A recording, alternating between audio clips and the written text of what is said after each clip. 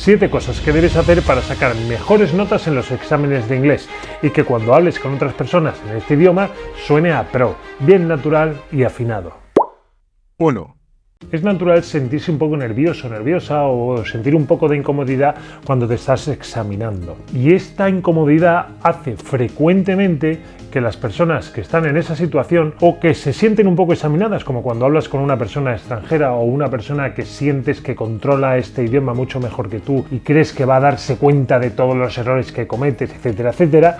Bueno, pues cuando pasa eso, a veces las personas terminan las frases de una forma que no da la sensación de que la han terminado. Y eso tiene consecuencias que te pueden perjudicar. Por ejemplo, a veces le pides a alguien que diga una frase y te dice "My mother is working in the garden" y se quedan mirándote así como preguntándote ¿lo he dicho bien? Problema que tiene hacer esto, que la comunicación no es solo lo que dices, no son solo las palabras, no es solo el inglés que utilizas, la comunicación implica más cosas, lenguaje no verbal, entonación, pausas, velocidad, etcétera. ¿Qué significa esto? ¿Por qué te lo cuento? Porque cuando tú terminas así las frases, lo que pasa es que la persona que tienes delante va a tener la sensación de que sigues hablando o de que vas a seguir hablando, entonces se va a quedar mirándote y tú vas a verle y en su cara vas a leer la expresión de que está esperando que digas algo más. Además, tú te has oído a ti mismo o a ti misma decir las cosas con esa entonación que sabes que es la que indica de alguna manera que vas a seguir hablando. Por lo tanto, te parece que lo normal sería decir algo más. Y entonces vas y dices algo más. Pero eso de más que dices ya no lo tienes pensado, ya no lo has calculado,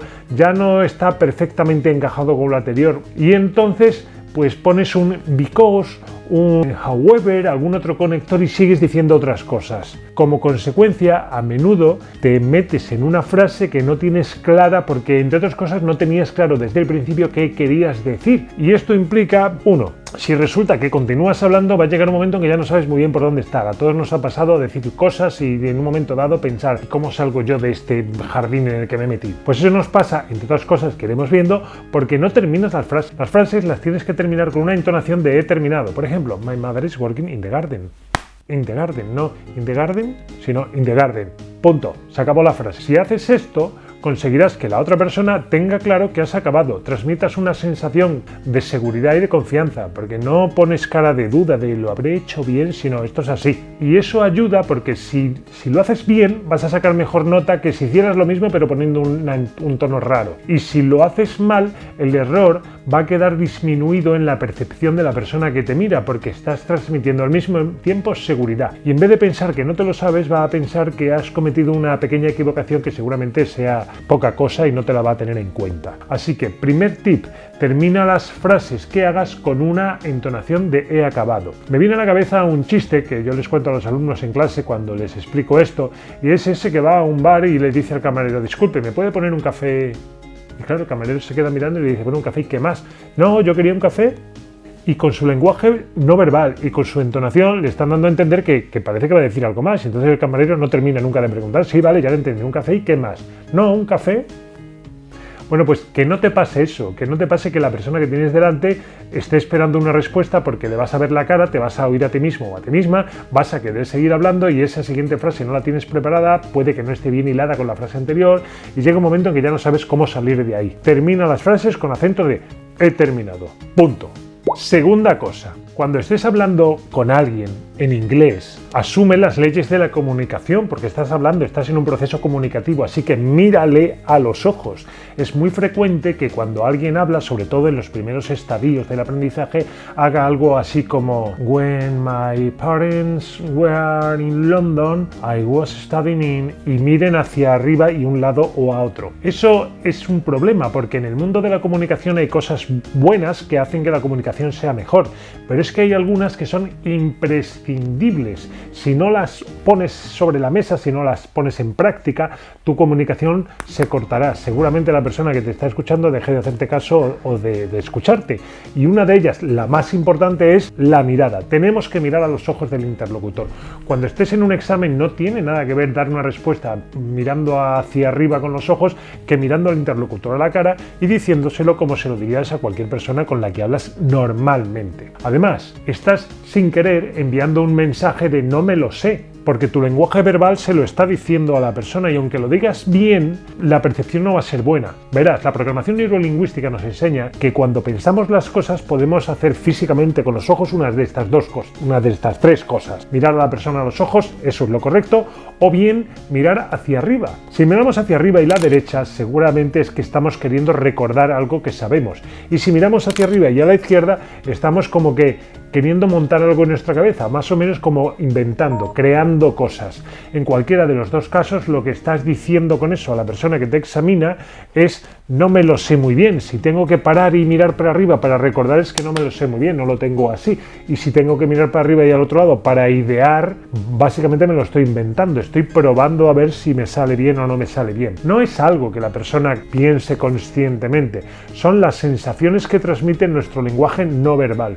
Y si te vas a examinar, es importante tener en cuenta esto, porque la misma respuesta, si la das mirando a los ojos a la persona, genera mucha mejor sensación que esa misma respuesta si la das desconectando los ojos, mirando hacia arriba y hacia un lado, tratando o bien de recordar o bien de idear, inventar, crear una respuesta que sirva para responder eso que te han preguntado. De nuevo, el lenguaje no verbal determina no si lo que dices está bien o no, sino si lo que dices tiene una puntuación X o una puntuación más alta que X. Tendrá una puntuación más alta si la persona que te está examinando percibe que controlas lo que estás diciendo, que no si esa persona percibe que estás inventando, que estás probando a ver si aciertas. Si está bien, pero en vez de sacar un 6, podrías haber sacado un 7,5 y un 8.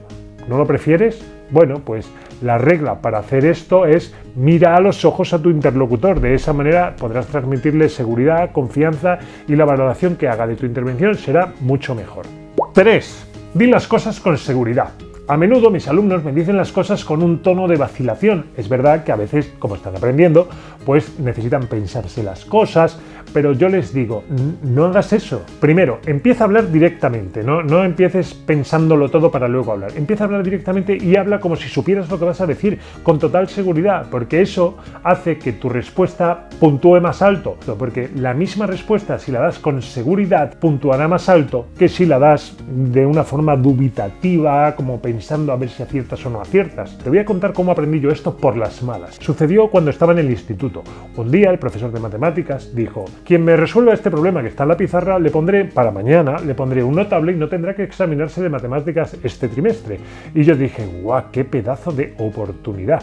Y me fui esa misma tarde a ver a un profesor de matemáticas al que yo asistía para recibir clases particulares, era una asignatura muy dura, y entonces pues le dije que me echara una mano con eso. Me dio indicaciones y yo fui resolviendo gracias a esas indicaciones el problema. Al día siguiente, cuando llegué a clase, pues levanté la mano, salí a la pizarra y resolví el problema delante del resto de la clase y del profesor. El profesor se quedó mirándome y me dijo: te han ayudado, porque él sabía que era un problema difícil. Y le dije: hombre, he preguntado porque no sabía muy bien por dónde empezar, pero el caso es que aceptó mi respuesta como buena y me dio un notable y ese trimestre no tuve que examinarme, lo cual hizo de mí, además, durante esa semana, el number one del instituto. Total, que en el siguiente trimestre el profesor de pronto se quedó así y dijo: bien, el que me explique por qué la pendiente de la recta, que era lo que estábamos estudiando, se simboliza en el mundo matemático con la letra E, le pongo un notable y no tendrá que examinarse en este trimestre de matemáticas. Y yo pensé, si soy capaz de repetir eso, ¡buah! Entonces sí que voy a ser el number one del instituto. Y entonces me fui a la biblioteca. En aquella época no había ChatGPT, no había internet, no había ordenadores, había que manejarse con libros. Me fui a la biblioteca, me fui luego a la biblioteca del instituto, luego me fui a la biblioteca municipal y descubrí que la pendiente de la recta era una teoría que había sido desarrollada por un matemático que se llamaba Euler y que antes de él eso no existía. Y claro, el tipo se llamaba Euler, desarrolló la pendiente de la recta y fue él quien le puso la letra E a la pendiente de una recta, pues le puso la letra E porque él se llamaba Euler, que pasó desarrolló la teoría. Era evidente. Ahora te lo cuento rápido, te hago el cuento rápido, pero después de leer muchos artículos, enciclopedias, etcétera, para mí estaba claro. Pero que estuviera claro no quería decir que estuviera totalmente seguro. Bueno, el caso es que al día siguiente, cuando el profesor preguntó, yo dije: yo sé la respuesta. Digo: hombre, Pérez, dígame. Bueno, pues creo que es porque pasó esto y esto y esto. Y lo mismo que te conté hace un momento le conté a él. Pero él se quedó mirándome y me dijo: pues verá, Pérez, el problema es que creo que no es una respuesta que valga un notable. Si lo supiera con certeza, pues probablemente le habría puesto un notable, pero un creo que no sirve. Así que lo siento mucho, pero no puedo poner el notable y este trimestre tendrá que examinarse como todo el mundo. Y yo me quedé con una cara de... Si le hubiera dicho es por esto, me hubiera puesto un notable. Si se lo hubiera dicho con seguridad, la misma respuesta hubiera servido para que no me hubiera tenido que examinar de matemáticas ni estudiarlas ese trimestre, hubiera tenido un notable y hubiera sido el héroe del instituto. Pues no pudo ser. ¿Por qué? Por no decirlo con seguridad. Pues lo mismo le pasa a muchos de mis alumnos cuando vienen y me dan respuestas con tono dubitativo, tal. Di las cosas con seguridad. Muérdete la lengua y por dentro, pero dite a ti mismo, por favor, que lo que estoy diciendo con tono de seguridad que esté bien. Pero cara a los que te miran, tienes que transmitir confianza y seguridad. Por lo tanto, responde como si lo supieras todo, aunque por dentro estés muerto de miedo por no acertar. El caso es que si haces eso y la respuesta es buena, va a puntuar más alto. Si respondes bien y tu tono es de duda, vas a puntuar más bajo. Y además, si acaso fallas, vamos a suponer que es un fallo leve, pero lo estás diciendo con seguridad, entonces seguramente la persona que te mira asumirá que sabes inglés, pero se te ha pasado una cosita sin importancia. En cambio, si ese mismo fallo lo dices con tono de duda, como mirando para arriba, preguntando con esa cara que hemos dicho en el punto 1 de esto es así, entonces le estás diciendo que realmente no lo sabías y que no estabas seguro. Y si a eso le sumas que te has equivocado, pues entonces tendrás una puntuación mucho más baja.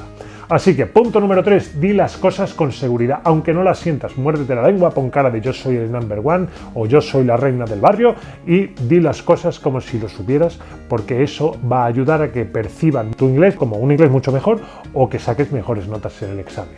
Cuarta cosa que puedes hacer para sacar mejor notas en tus exámenes, sobre todo en el speaking, y para que cuando hables con otras personas en inglés, tu inglés suene mucho mejor. Y consiste en que hables inglés como hablas español. La cuestión es que muchas personas se ponen a hablar en inglés y hablan entrecortadamente, haciendo pausas, diciendo esto, preguntándote, when the office was closed, ¿no? Cuando haces eso en clase, en realidad estás cometiendo un error porque estás entrenándote para hablar un mal inglés. Tienes que hacer las cosas de forma que entrene a tu cerebro y a tu forma de actuar en la misma manera en la que luego lo vas a poner a trabajar. Tú cuando quieres hablar en inglés, quieres hablar como hablas en español, como estoy hablando yo ahora. No quieres decir cuando tú hablas en inglés, ¿no? Sí, en inglés. No es como se trata de decirlas con una determinada entonación, que no pronunciación. Ya hablaremos en otro vídeo de eso. Entonación. La entonación en inglés, en ruso, en sueco, es práctica, con ligeros matices, pero prácticamente la misma que usas en español. Así que lo que tienes que hacer es coger una frase o un pequeño parrafito, pero mejor una frase, decirla en español y escucharte cómo la dices. Por ejemplo, mi padre está pintando en el salón. My father is painting in the living room. Pero escucha esto, mi padre está pintando en el salón. La. Mi padre está pintando en el salón. Tienes que decirla en español, escuchar cómo suena en español y luego cuando la digas en inglés, no solo decirla en inglés y ya está, sino decirla en inglés imitando para que cuando digas esa frase la digas igual que en español. Imita la forma que tienes de hablar en español. Esto en el mundo de la psicología se llama transportar una habilidad. Es algo que ya sabes hacer bien en español, porque en español hablas fluidamente y tu español suena natural, y lo puedes transportar al mundo del inglés. Te va a resultar mucho más sencillo hablar un inglés fluido si coges una habilidad que ya tienes y la transportas a no que la entrenes desde cero en el otro campo, en el inglés. Escucha tu habilidad de hablar fluidamente en español, hazte consciente de cómo funciona dentro de tu cabeza, de cómo suena e imítala en inglés. Ponte como objetivo cuando hables en inglés hacerlo con la misma entonación, insisto, que no pronunciación, entonación que lo haces en español. Este ejercicio lo hacemos a menudo en clase, o lo hago yo con mis alumnos a menudo en clase, y te puedo garantizar que después de hacerlo unas cuantas veces, no solo todo su inglés empieza a sonar mucho mejor, no solo el de la frase, sino todo su inglés, sino que ellos se sienten súper a gustos de escucharse hablar inglés y oír cómo suena fluido, cómo suena bien. Observa cómo suena tu español y procura que tu inglés suene de forma lo más parecido posible, porque la pronunciación puede ser la que sea,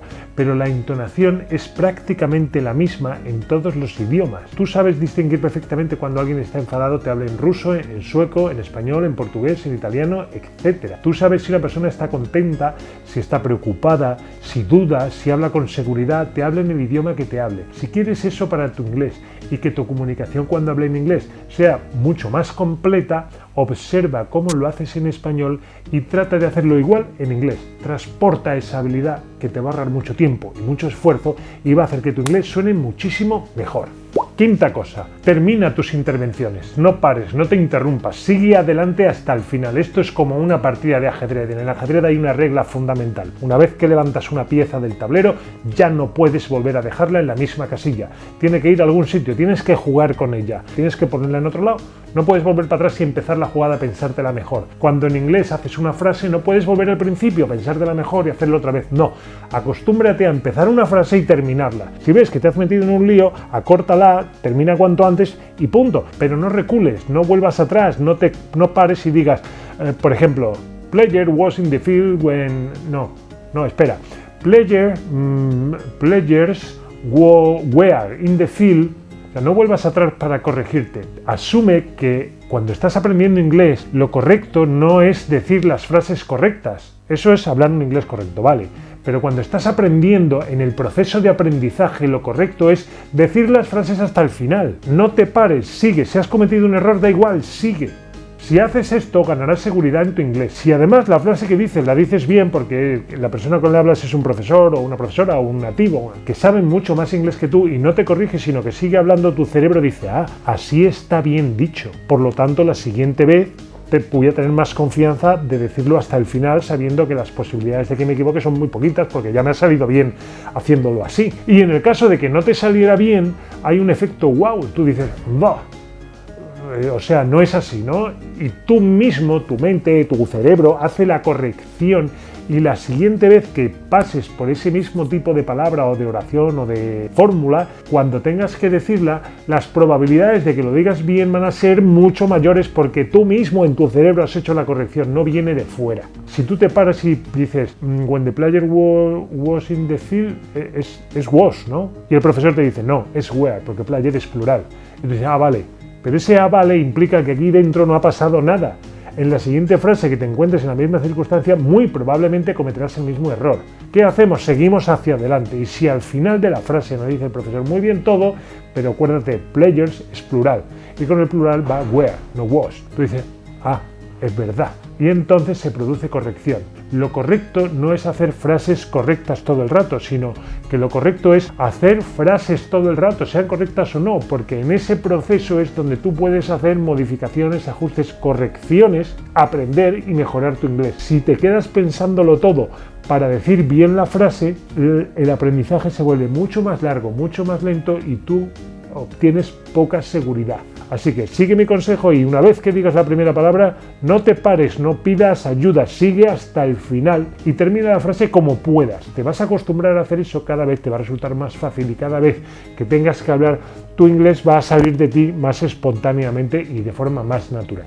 6. Habla solo, continuamente. Tú solo o tú sola, contigo mismo o contigo misma, pero en inglés. Verás, cuando hablamos en inglés, en el pensamiento, cuando pensamos las cosas en inglés, gran parte de las partes de tu cerebro que empleas para hacer eso son las mismas que empleas cuando hablas en inglés en circunstancias normales, conversando en voz alta. Si tú vas pensando cosas en inglés a lo largo del día, cuando tienes huecos, cuando paseas, cuando esperas al dentista, yo qué sé, en esos momentos, estás entrenando a tu mente para usar esas cosas del inglés que ya sabes. Esto no va a mejorar tu inglés, pero va a conseguir que el inglés que ya sabes fluya mucho mejor. Y que cuando tú tengas que hablar en inglés, como has estado hablando dentro de tu cabeza las mismas cosas muchas veces, pues las vas a tener bien engrasadas y van a salir con facilidad. Y eso va a hacer que, de nuevo, tu inglés se perciba como mucho mejor y más fluido y tú vayas sintiendo cada vez más seguridad porque notas y ves que cuando tienes que decir algo no tienes que estar parado pensando un rato antes de hablar, sino que sueltas las cosas. Así que actúa como un loco y habla solo continuamente, pero en inglés. Y 7 y última cosa. Siempre, todos los años, venga quien venga, me encuentro con personas que muchos de ellos tienen, vamos a decirlo así, un inglés bastante suelto. Tienen que mejorar cosas porque se van a examinar, pero tienen un inglés bastante suelto. Pero no falla que todos tengan varias cosas que arrastran desde el principio. Confunden did con that, there is con there are, confunden in, on y at, cositas de estas. Y siempre las confunden. Siempre que llegan a ese punto que tienen que decir in, at u on, se quedan pensando a ver cuál de las tres es. No dejes pasar esas pequeñas cosas sin resolverlas, porque se quedan ahí enquistadas para toda la vida. Tengo un amigo que hizo el doctorado en psicología en Harvard, todo el doctorado en inglés, estudiando todos los manuales en inglés, viviendo allí en inglés todo el día, permanentemente. Ese tipo tiene un inglés muy bueno. Pues un día me confesó que tenía problemas con los phrasal verbs, a pesar de usarlos, pero los usaba de forma automática porque claros, lo que se dice tenerlos claros, no los tenía claros. Y yo le dije, no puede ser. Felipe, por favor, vente aquí que en menos de una hora yo te explico los phrasal verbs y tú vas a entenderlos y vas a poder utilizarlos perfectamente. Bueno, pues no vino. Resulta de lo cual, cada vez que tiene que hablar en inglés, o bien utiliza una de esas palabras de raíz latina que en inglés son percibidas como más formales, se usan menos, en lugar de los phrasal verbs, o bien tira de los X phrasal verbs que se sabe con seguridad y que los tiene controladitos, porque con el resto duda y no le funciona bien. ¿Qué tenemos que hacer para que un error no se nos quede enquistado y lo arrastremos continuamente, produciendo que cada vez que aparece tengamos que dar un frenazo mental, calcular o pensar que si es esto o lo otro antes de hablar? Dedícale un par de días. Vamos a suponer que confundes el this con el that, que siempre que lo dices te tienes que parar a pensarlo. Bueno, pues entonces dedica que no les estoy hablando de un mes, un par de días a ir por la calle y di en español: esto está aquí, ese árbol es muy bonito, esa señora está adelantando a ese perro, aquellos coches están mal aparcados. Pero cada vez que digas esto, estos, estas, aquellos, dilo en inglés. Lo demás, si quieres, lo dices en español. Si tienes un nivel de inglés más avanzado, lo bueno es que lo digas todo en inglés. Pero si no, da igual, porque no estás haciendo esto para entrenar tu inglés, lo estás haciendo para corregir un error de programación en tu programa neuronal del inglés, y para que cuando tengas que hablar y llegues a ese punto que siempre es conflictivo, deje de serlo y tu inglés siga fluyendo. Entonces, vamos a suponer que es con this y that, vas por la calle y vas diciendo: that árbol está muy bonito, y that mujer lleva un vestido muy chulo. Y mientras acaricias un perro que te has cruzado con alguien en el parque que tiene un perro, pues dice: and this dog is very nice, o es un pastor alemán, lo que tú quieras. Dilo en inglés o en español, pero si lo dices en español da igual, pero el this y el that, el this y el those, dilos en inglés. O por ejemplo, para decir at, cuando te refieres a sitios u horas específicas, vete durante el día y dice: tengo que estar hoy en la academia at 5 o'clock. O por ejemplo, voy a esperar a mi hermano de farmacia, o de asesoría, o de puerta del bar. Da igual que lo digas en español, estás entrenando el in, el at y el on en este ejemplo. Si haces eso durante 2 días, nada más, que no te hablo, insisto, de mucho tiempo, durante 2 días, pero con un poco de interés, resolverás eso para siempre. Nunca más tendrás que volver a equivocarte ni a parar para pensar cuál de los dos es. Y si haces esto poco a poco, estos pequeños cambios incrementales en tu inglés, en un poquito de tiempo notarás que la suma de todas esas mejoras ha producido un avance importante, visible, palpable en tu inglés. Y son cosas sencillas, no tienes que sentarte a estudiar, las puedes hacer mientras vas por la calle, mientras haces la compra, en cualquier momento. De esta forma resolverás esas pequeñas cosas que deslucen tu inglés. Bueno, pues este es mi último consejo. Espero que apliques alguno de ellos por lo menos, porque te puedo garantizar que en mi experiencia todos los años tengo que parar, como quien dice, de enseñarles lo que es el inglés en sí y explicarle alguna de estas cosas, porque siempre suponen un obstáculo que no dejan que su inglés luzca como debería. Y yo quiero que tu inglés luzca como debe. Así que si te han parecido interesantes o alguno de estos ejemplos consideras que puede ser de aplicación para ti, pues me alegraré mucho. Dímelo en los comentarios, que me pondré muy contento. Y si son más de uno, bueno, pues suscríbete al canal porque vienen más. Muchas gracias y hasta el próximo vídeo.